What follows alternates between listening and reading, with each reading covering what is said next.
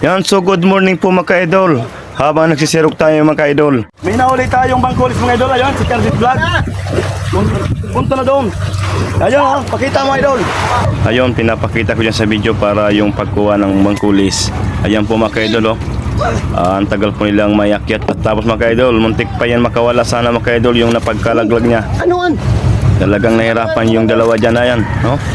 Muntik na sana yan. Kasi wala nang nakasabit yan na binuit.